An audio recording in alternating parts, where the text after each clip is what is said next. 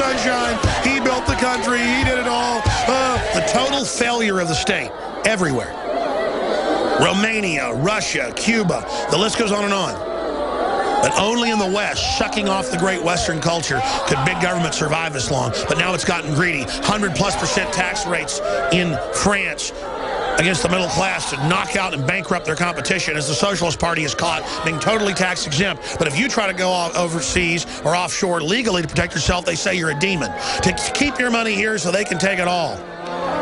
Joining us a little bit in the next hour is Doug Casey of CaseyResearch.com. Read his books years ago. I don't know how many, 18, 25, I forget. Weeks #1 New York Times bestseller.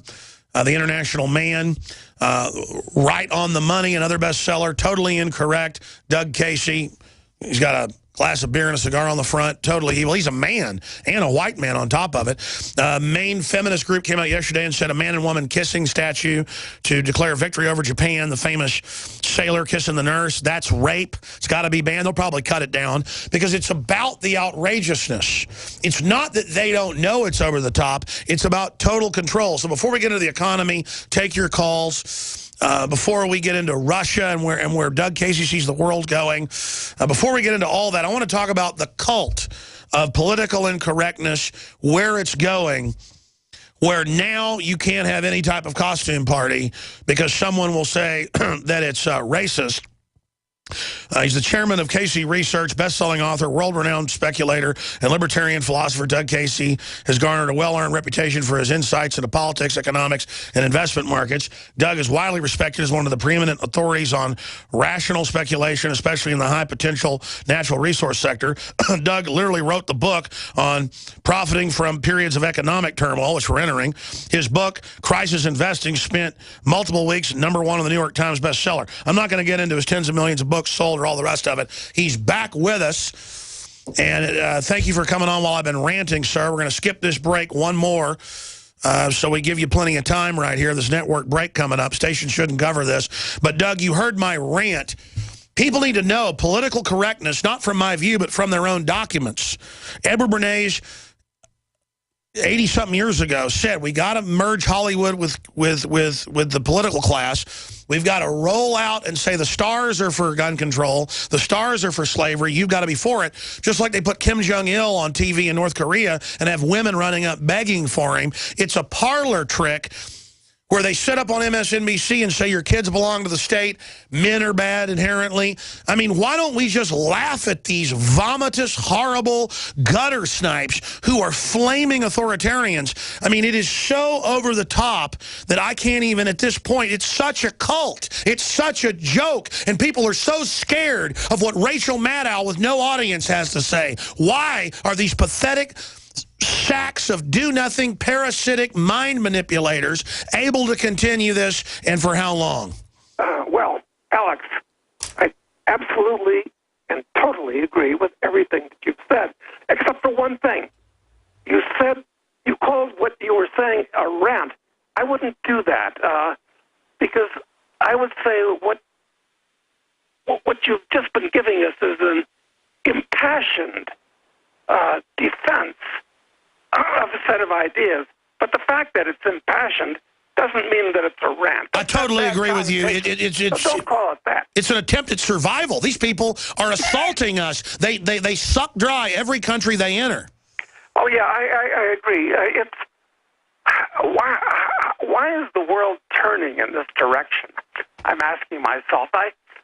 It seems to me at this point that most Americans have been transformed into whipped dogs. And I guess the reason for that is that half of all Americans at this point are net recipients of money and benefits and such from the government. And it's transferred them, it's changed them into whipped dogs from human beings. Now, I love dogs personally, but I don't like people that act like dogs. So I don't see what'll change the trend. That's what really disturbs me. It's bad enough that these people seem to have control of the media and have control control of the universities and have control of the government. But, and I hate to be pessimistic, but I don't see what's going to turn the trend around at this point. Do you? Not unless there's a huge wake-up call. Well, I think we're going to get a wake-up call in the form of an economic collapse in the next few years, because we touched on this a little bit when we spoke a couple of weeks ago, and that was the fact that things nearly came unglued in 2007 and 2008, but they were able to paper it over by creating trillions, literally trillions of new currency units. And that's made people feel richer than they really are. And it's caused them to continue doing the things that caused the collapse of 2007 and 2008. But I think we're on the edge of another collapse at this point, and it's going to be much more serious. So the wake-up call that you're talking about, I think it's going to come in the form of an economic disaster that we're right on the edge of now. I want to break down the technicals of that. Government is running around like a chicken with its head cut off, gearing up to protect itself but not the people, and planning to capitalize from the crisis. It's not immoral for us who are trying to stop it to also prepare to morally do things that protect ourselves and our family. Like you said a few weeks ago, charity starts at home. But first, let's go through the technicals. No major economist that I've seen denies now that they can inflate their way out of this. Is it going to be recessionary, depressionary, or will it be inflationary, hyperinflation, or will we see something more akin to hyper-stagflation? Well, here's the way I break it down. You've got the monetary situation. You can have inflation, where the dollar loses value and prices rise, or deflation, where the dollar gains value and prices drop. Now, which is it going to be? For many, many, many years, we've had constant inflation year after year. The dollar has lost 90% of its value in real terms since the 1960s. Can we have a deflation at this point? It's possible, because let's suppose the stock market collapses tomorrow. That would wipe out trillions of dollars of funny money represented by the stock market. Suppose there's an unbelievable amount of debt in the world today that people count as assets. Suppose that debt can't be serviced and bonds default. That's trillions more dollars that are wiped out. Suppose the real estate market collapses, because the real estate market is built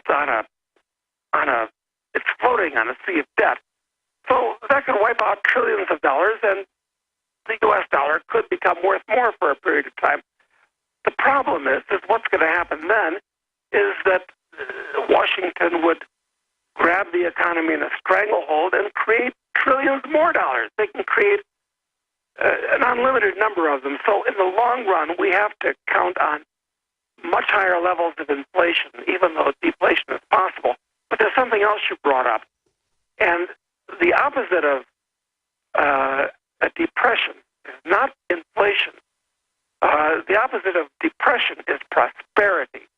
And the problem is that the standard of living in the U.S. has been dropping for many years. It's been dropping rapidly against other countries that have been coming up in the world, but now it's dropping in absolute terms.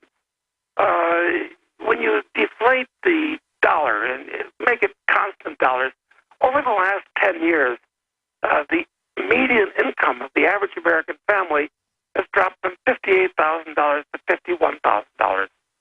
So the real standard of living has gone down a lot. The pay has gone down double whammy while inflation's gone up. So it's really more like they're getting paid $40,000 now instead of $53,000. Well, it's even worse than that, because with the U.S. government on the ragged edge of, well, it is bankrupt. I mean, running a $600 billion per year deficit, they can only get the money by borrowing more, by taxing, or by inflating the currency. Those are the three ways they can get money. So taxes are one of the three legs of the tripod. So even though the dollars people are being paid are worth less, more of them are being taxed as they go into higher brackets. In addition, there's no way out of it. The government has been living way above its means with welfare and warfare.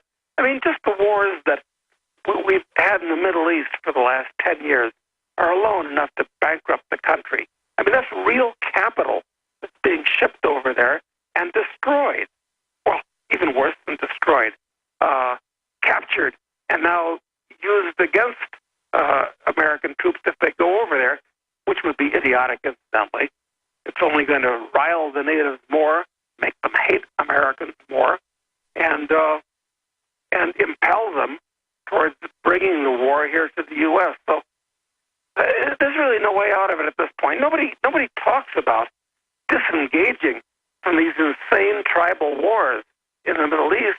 They talk about how we can re-engage in them. I mean, they're not just doing the wrong thing, they're doing the exact opposite. But it's the right thing for the military-industrial complex that has made tens of trillions of dollars just the last few decades alone, funding and radicalizing Islamicist groups and others.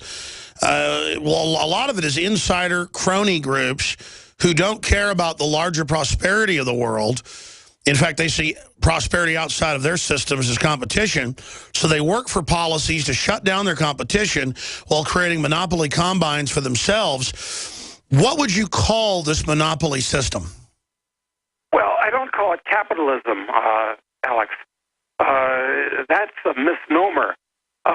Capitalism is the system of free minds and free markets. It's a system, if you use a strictly Marxist breakdown, actually, because most people are unaware of the fact that Karl Marx actually coined the word capitalism. It originated with Karl Marx. That's right. So, what is capitalism? Das Kapital. Right, exactly. So what is capitalism? It's a system. Marx was correct in this respect. I mean, everything he said wasn't wrong. Most of it was, of course. But capitalism is a system where the means of production, factories, farms, things of that nature, is in the hands of the people. Are owned, privately owned. Yes, not government. Not government. And also where consumer goods, houses, cars, toothbrushes, are privately owned and privately controlled. That's capitalism. Now, it's often confused with fascism. People think of fascism and they think of the Nazis and jackboots and this type of thing. That's got nothing to do really with fascism, the economic system, which the Nazis employed, of course. Fascism is this, which is what we have in this country. That's right. Is a system where, although the means of production are owned privately, they are controlled by the state. And where consumer goods are owned privately, they're controlled by the state. That's right. You have a private car, but it's really registered to the state and is really theirs. You supposedly own a house, but you pay a rent on it. We didn't have any of this 100 years ago, so it's the illusion of ownership. Why would the ultra-rich then, in many cases, want to go for this? Because the state will create monopolies for them. Well, exactly. And it's the ultra-rich that can hire the lawyers to juggle the interpretations of the laws in their favor, can hire the accountants to reduce their taxes, can afford to bribe the politicians to get things changed in ways that they like. So that's why the rich are getting richer at this point. And by the way, I have mainline accounting firms, tax lawyers, you name it. I spend almost all the money that comes in here to fund the operation because I want to get the word out. A. B, though, since Obama got in with the tax changes, before, with all the write-offs that have been gotten rid of and stuff, I paid about 50% federal tax, not 40 like they were saying, folks. Now it's more like 70% for folks that don't know. You're right, because Social Security taxes as a percentage of your income keep going up, and the level to which they go up keeps rising. And if you got a company and a bunch of employees, they call that an asset even though it's not. It's incredible. They penalize building. We'll be back with Doug Casey. Stay with us. We're on the march.